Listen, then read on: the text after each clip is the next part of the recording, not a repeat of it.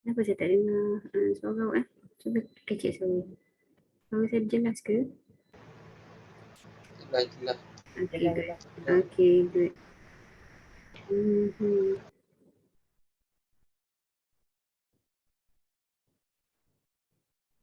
Baiklah. Bismillahirrahmanirrahim. Assalamualaikum warahmatullahi wabarakatuh. Selamat datang semua. InsyaAllah pada hari ini kita akan sambung lagi perbincangan kita berkaitan dengan dokumen sumber. So untuk tu kita mulakan kelas kita dengan membaca Ummul Kitab Al-Fatihah.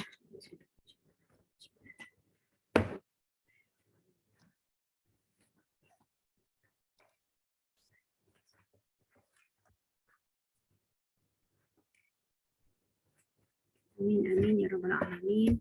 Bersyukur kita kepada Allah SWT kerana masih lagi memberikan peluang lah untuk kita menyambung perbincangan kita pada hari ini untuk bab 2 dokumen sumber. Okey. Okey, so tadi saya suruh buka muka surat 50 ya. Muka surat 50, so saya akan share screen saya.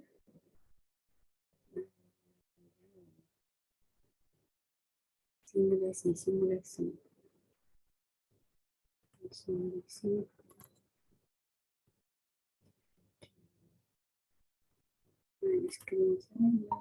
So, kita share screen. Share screen. Simulasi muka surat 50.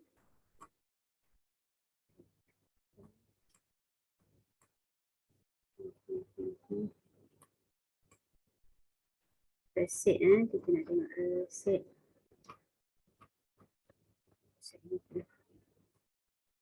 Untuk setakat minggu lepas tu ada apa-apa nak tanya tak? Boleh nampak tak dia punya flow sekarang? Kita nak habiskan kita punya kitaran perakaunan kan? So kitaran perakaunan kita tu, okey. Kitaran perakaunan kita tu bermula dengan dokumen sumber. So kita kena faham dengan dokumen sumber, kena susun dokumen sumber kita ikut grup-grup kumpulan ataupun grup-grup urus niaga yang sama. Kemudian baru kita boleh record dalam buku perakaunan. So sekarang ni apa yang kita tengah buat dengan simulasi ni ialah kita nak tengok dokumen tu apakah urus niaga yang terlibat. Okey. Jadi kita dah selesai dokumen payment voucher. So payment voucher ni apa? Kita ulang balik yang lepas. Payment voucher ni apa? Dokumen yang menjadi bukti bahawasanya apa?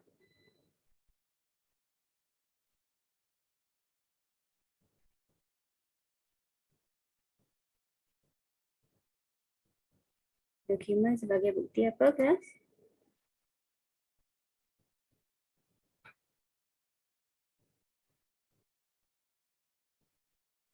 Payment voucher, voucher pembayaran.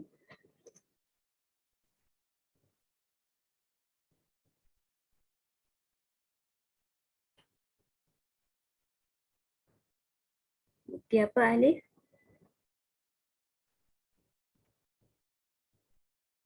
Bukti pembayaran. Ya, bukti pembayaran. Dan pembayaran tu dibuat dengan cek ataupun dibuat dengan wang tunai.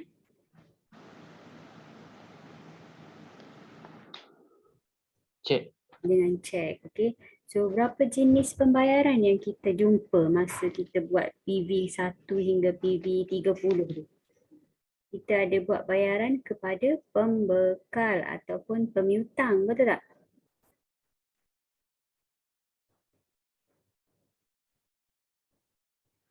Perasan tak kita ada buat pembayaran kepada pembekal, kita bayar hutang, okey? Kita bayar kepada pemiutang. Okay, kita ada beli secara invoice ataupun secara kredit, kemudian kita selesaikan hutang kita. So kita nak buat bayaran, kita keluarkan cek, kita isi borang PV ataupun PV payment voucher. Selain daripada bayar hutang, apa lagi yang kita buat pembayaran ni? Tujuan apa? Cuba bagi tahu. Buat dokumen, buat analisa dokumen tu kan?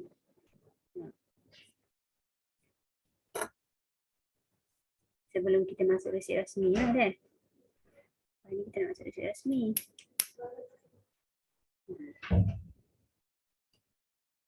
Cuba. Cuba kelas. Kita ada buat bayaran apa lagi? Dalam PB1 hingga PB30. Apakah contoh-contoh pembayarannya? Belanja. So, kita ada bayar kepada penghutang, kita ada buat belanja. Belanja tu termasuklah belanja utility, lagi belanja apa lagi? Belanja apa lagi kelas? Belanja apa? Gaji. Belanja gaji. Kalau belanja gaji ada lagi belanja KWSP kan? Okey, lepas tu kita selain daripada tu kita ada buat servis kereta kan, baiki kereta kan.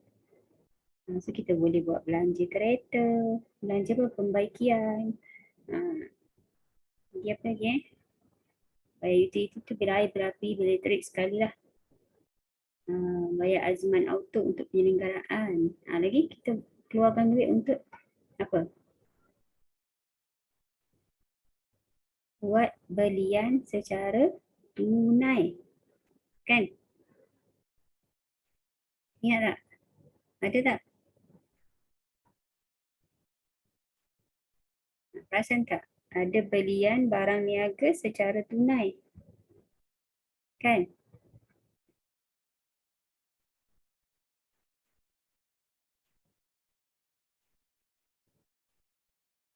Perasan tak? Ada belian secara tunai. Maksudnya kita beli, kita terus bayar. Okay, nanti cek balik PV berapa yang beli secara tunai. Okay. Lagi kita ada bayar insurans dan bayar road tax. Betul tak? Okay. So basically itulah bila kita buat pembayaran tu, kita bayar apa? Bayar gaji. Itu kita punya belanja. Kita buat bayar penghutang, kita bayar hutang, kita buat belanja penyelenggaraan, kita bayar insurans. Okay. Alright. Lagi. So basically itulah. Nanti kita tengok lagi resit rasmi. Kali ni kita tengok resit rasmi. Okay, boleh tak kita tengok resit rasmi? So resit rasmi ni apa? Resit rasmi ni ialah resit rasmi ni ialah resit rasmi ialah bukti penerimaan wang. So, maksudnya ini duit masuk ke duit keluar? Wang masuk ke wang keluar? Wang masuk. Betul tak? Tadi PV wang keluar kan? Bila PV duit keluar. Betul tak?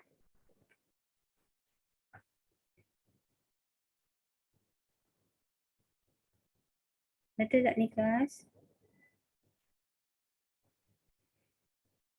Acik jawab. Betul.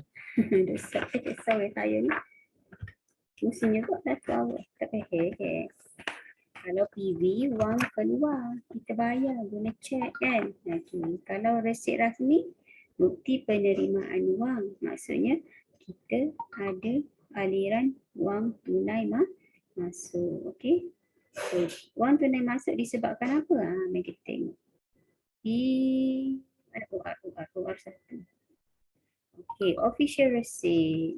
Official receipt, kita tengok ni yang pertama. Siapa nak tolong jawab? Menerima wang daripada kedai buku saga. Menerima wang daripada kedai buku saga deh. Sebab apa? Dia kata being payment of December's balance. Okey. Maksudnya siapa yang bayar kepada siapa? Perniagaan Nur Husna bayar kepada kedai buku saga ke perniagaan Nur Husna menerima daripada kedai buku saga? Cepat. Hari ni saya dah bagi tahu dah. Tiga ni dia bagi dokumen ni. 13,000, 13,000, 13,000. Maksudnya dokumen ni berkaitan lah ni. Okey. So, mengutip hutang. Siapa berhutang dengan siapa? Mana dah pada hutang kan? So, bukti penerimaan wang. Okey, bukti penerimaan wang. Okey, terima wang daripada siapa? Penghutang ke pemiutang? Daripada penghutang ke pemiutang?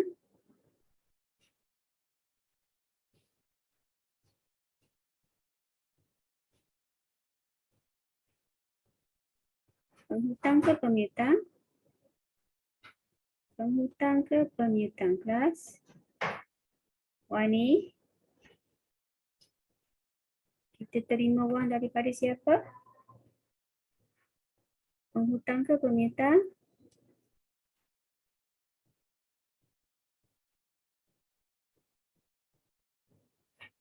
Mana tak ada orang jawab. Pemiutang. Terima. Bila kita berniaga, kita ada dua pihak. Kita ada dua pihak. Satu penghutang, satu pemiutang. Kenapa dia jadi pemiutang kita? Sebab dia pembekal, dia bekalkan barang kepada kita, kita buat belian kredit daripada dia. Faham tak?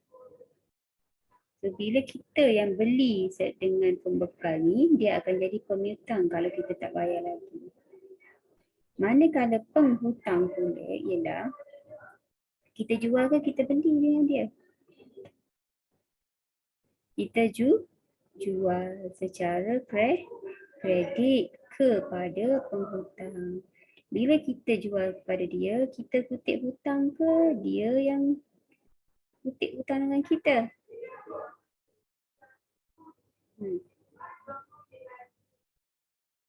Dah. Lekas. Mana ni? Kita kutip hutang. Kita lah kutip hutang. Saya bagi contoh dah. Saya bagi contoh. Okay. Bisnes Wani. Okay, ni Wani punya bisnes Wani punya bisnes. Okay. Wani beli barang daripada Arami. Pembekal. Okay. So sekarang bisnes Wani, accountant dia ialah Fatin. Accountant. Account dia Fatin. Wani kata, Fatin tolong buat account untuk syarikat kita. Okay. Wani ni dia bisnes dah, dia nego. Dia keluar pergi cari stok dengan pembekal Arami. Kemudian Wani buat promosi, okay, dia promo, dia pun jual kepada siapa lagi ada Fazrina. Fazrina kata saya nak beli daripada awak. Wani pun jual lah. Fazrina kata tak bayar lagi hutang. Okay, so Fazrina kepada bisnes Wani ni, Fazrina adalah penghutang, debtor. Okay. Debt tu maksudnya hutang. Kalau debtor, yang berhutang. Kalau beli secara kredit daripada Arami, kreditor, pemberi hutang. Boleh? Faham tak? So, siapa dalam situasi ni, Wani akan bayar hutang kepada siapa? Kepada siapa kelas? Kepada pembekal, kreditor. Betul tak? Betul tak kelas? Wani akan kutip hutang. Yang ini sebelah sini dia bayar hutang. Boleh ke? Jangan tertukar ya. Do not get confused. Bila kita nak account, bila kita nak buat business, nak buat account, kita kena pastikan kita ni tengah buat account untuk siapa. So in this case, kita buat account untuk bisnes Wani. So siapa penghutang Wani, siapa penghutang, siapa pemiutang Wani. Okay?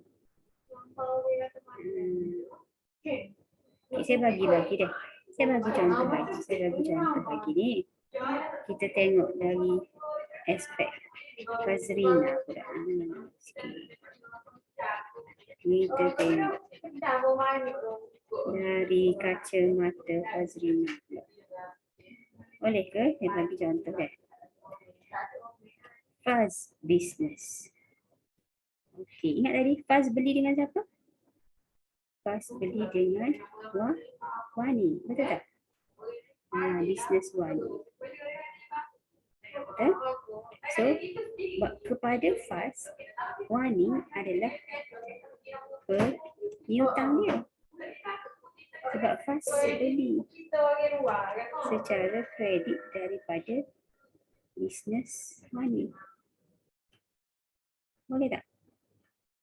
Katakan Faz ni dia jual. Siapa lagi nama dia? Faz jual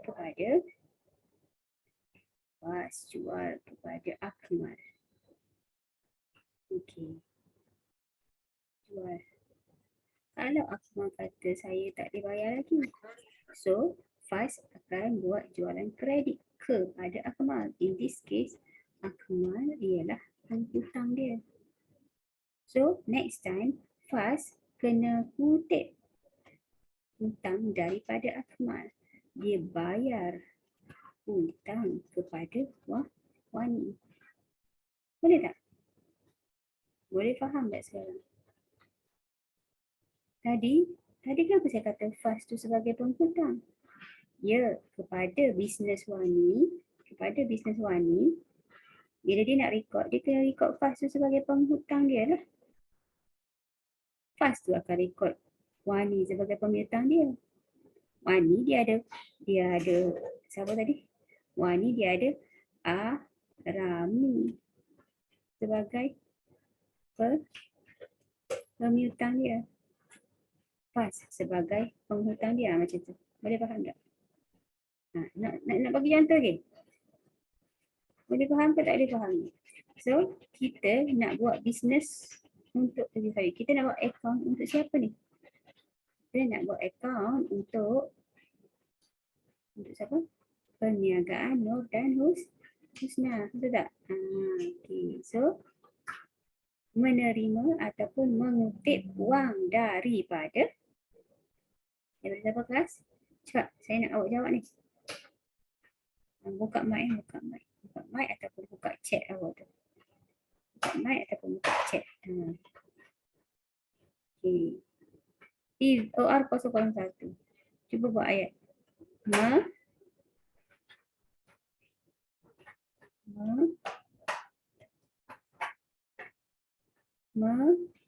Mengutip hutang daripada kedai buku Saga RM 13,000. Boleh? Betul tak ni?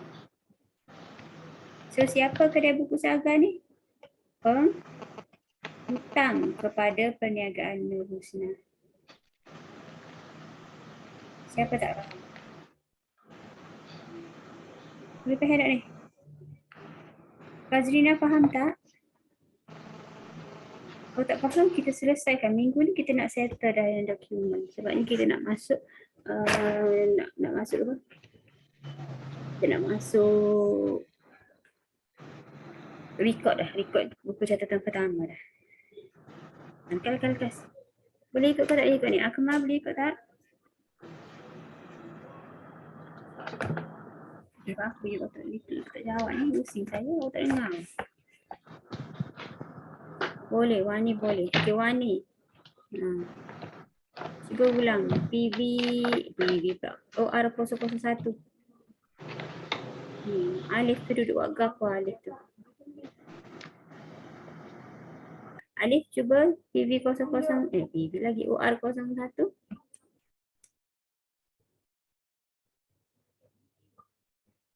Type boleh type. Tak boleh bercakap boleh type supaya ada communication so that kita boleh laju sikit lah. Kita ada banyak lagi dokumen. Teruskan. Come on. Wani ke? Alif ke? Umi line slow. Type dekat chat tak apa. Nak buat ayat macam mana ni?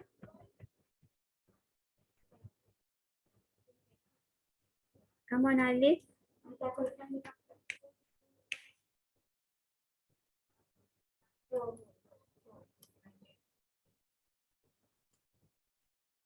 Harami. Masuk. Senyap ni Wan. Mengutip hutang daripada kedai buku Saga. Oh, hutang daripada kedai buku Saga bernilai 13,000. 13,000. Okey, so maksudnya biasanya kita akan buat pada 2 Januari mengutip hutang daripada kedai buku Saga 13,000. Okey. Kita pergi ke next ya. Next, Akmal pula. Akmal boleh ke line okey ke? OR002 pada 5 Januari.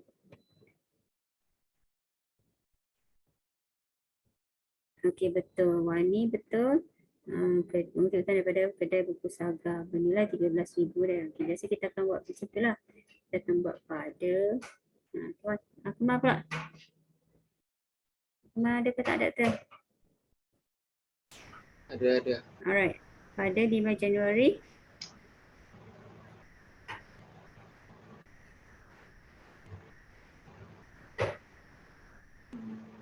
Ayat dia sama je. Mengutip hutang. Mengutip hutang.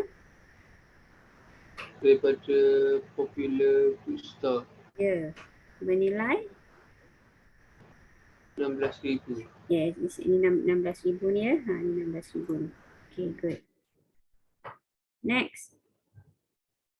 Orang lain pula. Orang lain pula.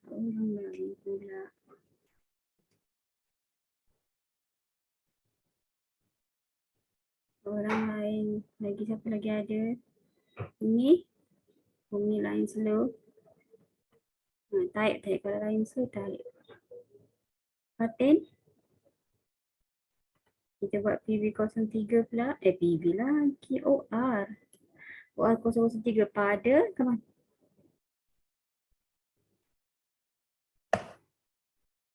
Siannya. Nanti nak tengok recording ya. Orang lain. Nagi rehat lah nak. Sian Fazrina. Orang lain. Fatin ada tak? Fatin line slow kak. Ada Fatin lain slow juga. Arami lah. Arami pula. Okay lah. Mana Arami? Pada. Ya. Pada 11 hari bulan. Hutang Daripada pada 19 Januari. Pada 9 Januari. Mengutip hutang daripada Jenny Enterprise. Bernilai 12,000. ya, sebanyak 12,000 ringgit ya. Dia cek lain dia bagi cek kat kita kan. Kita pun bagilah resit kat dia. So resit ni kita simpan yang salinan. Resit asal tu kita bagilah dekat Jenny ya. Okay, lagi OR004. Akmal. Dia pusing tu dia 3 orang tu. Akmal, Alif, Arami. OR004. Kita buat laju sikit. Sama je ayat tu.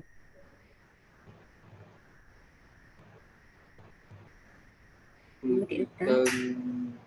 daripada dilema Cynthia Berhad bernilai RM5,200. Yes, okey. Yang lain dengar ya. Next, teruskan. Oh, mana dia? OR1, OR2, OR3, OR4, OR5. OR5. OR5 pada Alif. Pada Mengocek hutang daripada Popular Bookstore pada 27 Januari sebanyak RM18,750. Okay, so Popular Bookstore bagi cek 18,750. Kita pun buat masuk cek ke dalam bank. Okay, kita pun masukkan dalam bank kita lah. Bumi Putra Commerce untuk perniagaan original tu. Okay, kita pergi ke OR06. Umi boleh? OR06.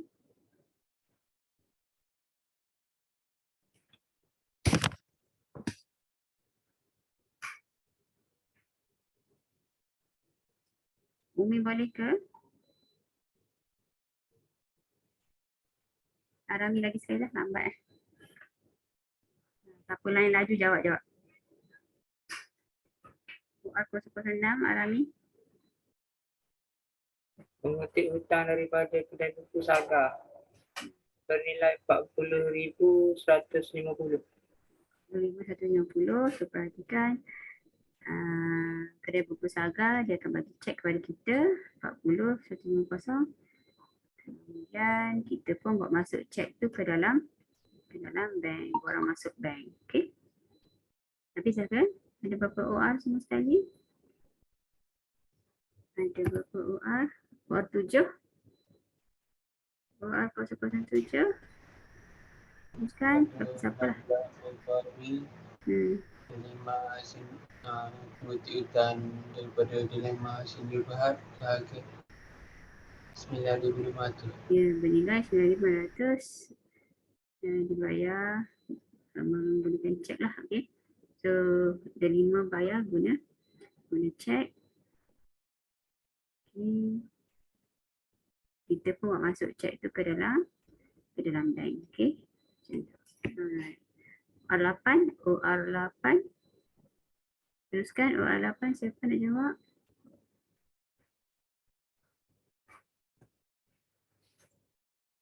OR008 menerima ataupun mengutip hutang daripada Jenny bernilai RM1,875. Okay, Jenny ada 5 bayar. Jenny ke ada 5 ni? Jenny.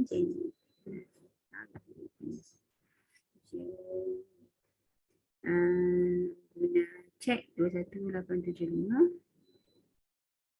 Okey, kita pun terus masuk cek tersebut ke dalam bank.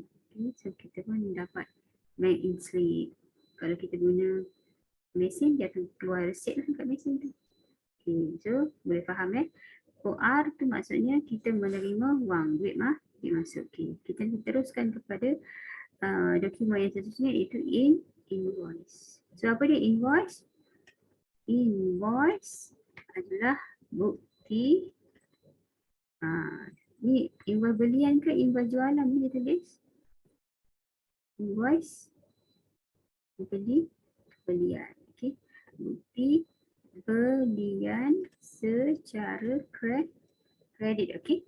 Bukti kita buat belian secara kredit. Bila secara kredit, kita panggil siapa tadi? Pemiutang ke penghutang? Bila kita beli secara kredit, so kita akan ada pemiutang. Pembekal kita tu akan jadi pemiutang. Liability, okay? Liability. Sebab perniagaan berhutang dengan pihak luar. Okay, perhatikan. KC Computer. Apa urusannya dengan KC Computer? Kita beli apa? Isi komputer bagi invoice nombor A0809. Kita ada beli apa ni? Intel Pentium, Canon printer, Canon scan. So 3,500 ni kita beli apa? Kita beli barang niaga ke beli bukan barang niaga? Remember perniagaan ni dia berniaga apa? Ingat tak? Perniagaan Nurul Husna ni adalah sebuah perniagaan yang menjual apa?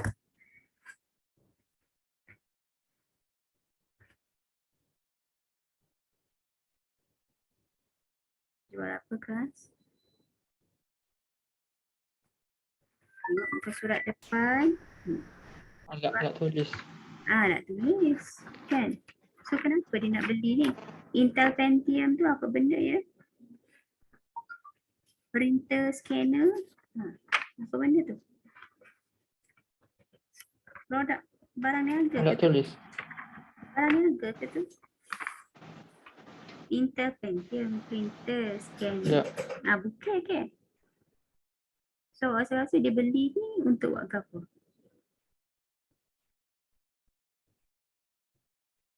Intel Pentium tu apa? Komputer.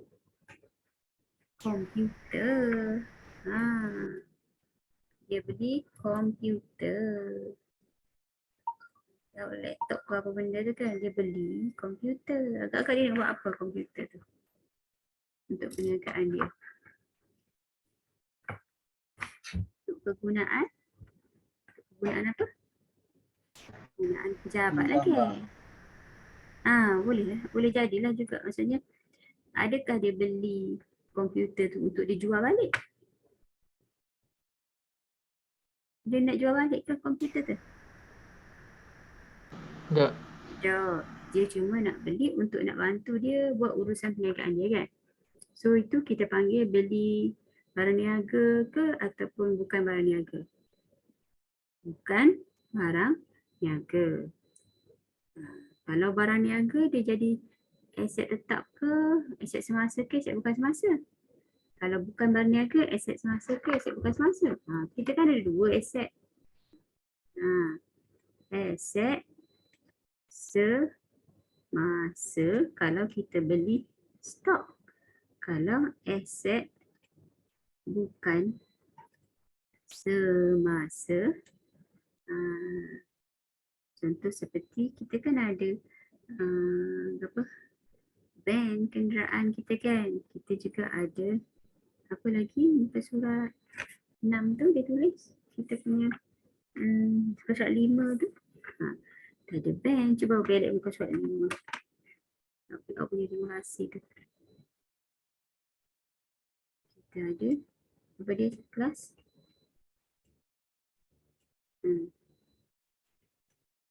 Ingat tak? Aset bukan semasa ataupun aset tetap lah. Aset tetap. Apa lagi kita ada? Kita ada van. Kenderaan bermotor van. Mesin fotostat. Muka surat 5. Nampak tak muka surat 5?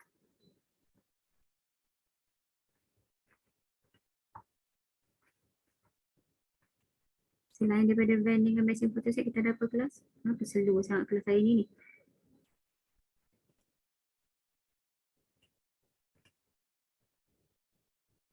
Betul tak? Line slow. Betul. Kenapa?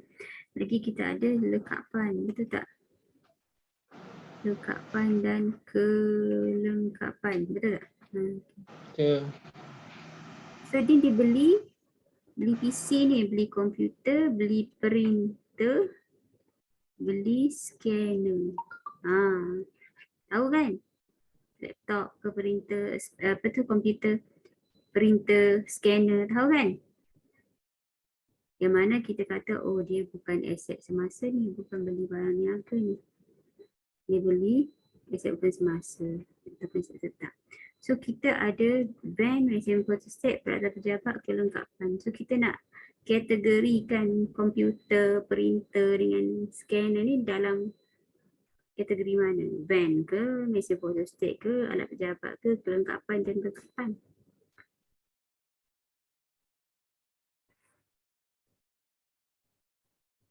Alat pejabat.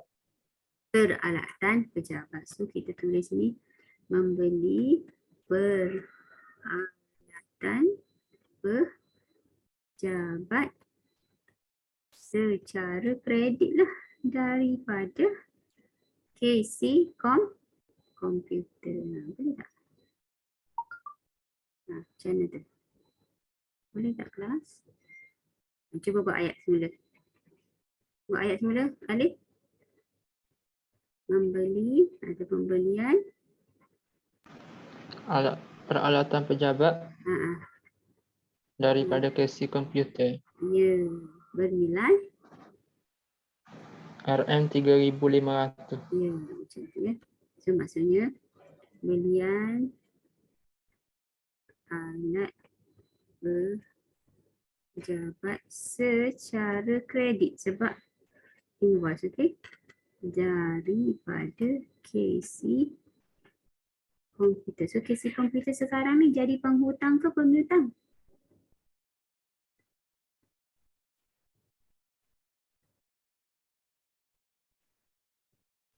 Pemiutang. Pemiutang. Okey, liability lah. So ingat tu. Nanti bila kita dah ada duit, kita kena bayar balik kepada KC Komputer ni. Okey. So KC Komputer dah siap. Ini invoice daripada Maju Jaya pula. So ingat tadi Maju Jaya ni pemiutang kita kan. Kita dah bayar dah hutang tahun lepas. Dalam PV tu dah ada dah bayar-bayar. So kita beli lagi dengan dia. Tengok. Maju Jaya keluarkan invoice kepada perniagaan Nurul Husna. Maksudnya perniagaan kita buat belian secara kredit. Belian kredit. Okey. So ayat dia macam mana? Pada 5 hari bulan 1 2019 belian kredit ini beli barang